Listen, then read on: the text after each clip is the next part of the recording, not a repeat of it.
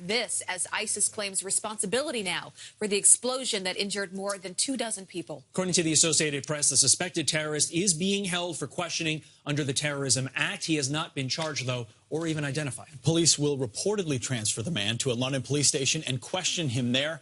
This as authorities raise the terror threat to critical, meaning another attack could happen at any day. For comment on this, we're now going to bring in Nigel Farage, former UK Independence Party leader and Fox News contributor.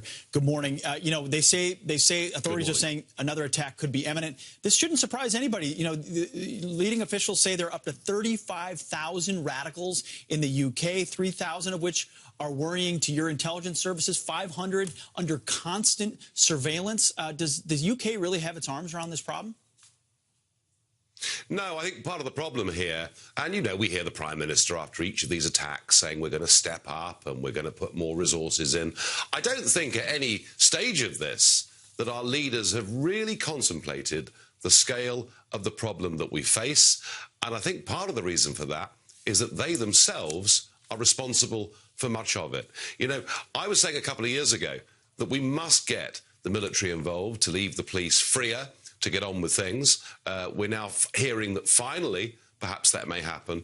And the other thing I find extraordinary is we still, in the whole of this country, only have just over 6,000 police officers who've got weapons. That's all. The rest of them are not routinely armed. And if you think back to the London Bridge attacks, where the terrorists got out of a van, a police officer on duty with a baton went up, confronted them, was stabbed. He survived, I'm pleased to say. Now, had he had either a gun or at least a taser, he could have stopped that attack happening in Borough Market. So I don't think we're gearing up quickly enough to this. I think we're always behind the curve. Yeah, well, that is what President Trump was warning about. He was tweeting yesterday morning when this was all breaking over in London. He said the travel ban into the United States should be far larger, tougher, and more specific.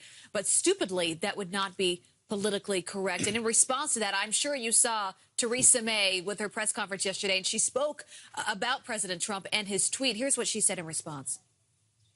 I never think it's helpful for anybody to speculate on what is an ongoing investigation. As I've just said, the police and security services are working to discover the full circumstances of this cowardly attack and to identify all those responsible. What do you make of that? Well, look, whether Trump is right in that the people behind this were known to the authorities already, we don't yet know. But I tell you something, in most cases, the pattern is very clear.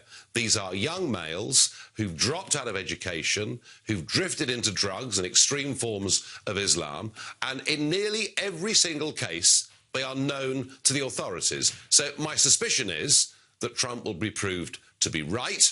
And the real question that Theresa May's got to confront is, what do we do with the 3,000 people living in Britain who are suspected terrorists? 500 of them have a permanent trail, the rest don't. And that is something the British government is going to very seriously have to get to grips with. You say mobilize the military. Is that an admission that the military is effectively doing homeland defense, that you've been invaded silently by the enemy? Well, I've been saying for some years that we have a fifth column now living within our country who hate us and want to kill us. And when I first said that about 5 years ago, it was deemed to be very unpopular, but sadly, it's proved to be true. We, in terms of our policing numbers in this country, since 2010, we've had quite a big cut in police numbers in this country. So we've literally been getting everything wrong. And short term, if we use the army on the streets to leave the police freer to follow these 3,000 people and to try and get on top of this problem, that it's a good thing to do. And it's an admission, not so much that we've been invaded, it's an admission that government has not understood just how serious this problem is. And you see the results. They're not good over there. I don't mean to attack your homeland, but the results aren't good. I want to switch gears now. Hillary Clinton was on another network, and she said the following, and I want your reaction to it. Listen. Hoping that on the really big issues, there's enough authority to be able to restrain and contain the president. That's what we all have to hope, because I think this president and some of the people around him pose a clear and present danger to our country. You know, the word clear and present danger, that's not like, I don't like the guy. Clear and present danger means something. How do you react? It means extreme sour grapes, and it means, of course, that had she won, she wouldn't have said a thing about Kim firing missiles over Japan. And I don't know about clear and present danger. I remember in the debates that took place, because I was there at all of them, I remember when terrorism was being talked about, Hillary couldn't even name Islamic terrorism. She wouldn't even use the term. She's so politically correct. And at least Trump wants to try and do something about it. If I was an American citizen, I'd feel a lot safer living under President Trump than I would have under President Hillary. Well, yeah, in addition to the clear and present danger those men at Benghazi experienced when she decided to do nothing, in addition to the clear and present danger when you unleash your emails in an unsecure server.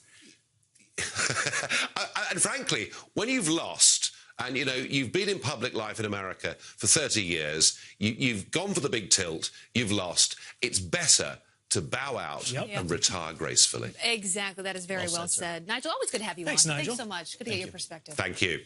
Thank you. All right. He's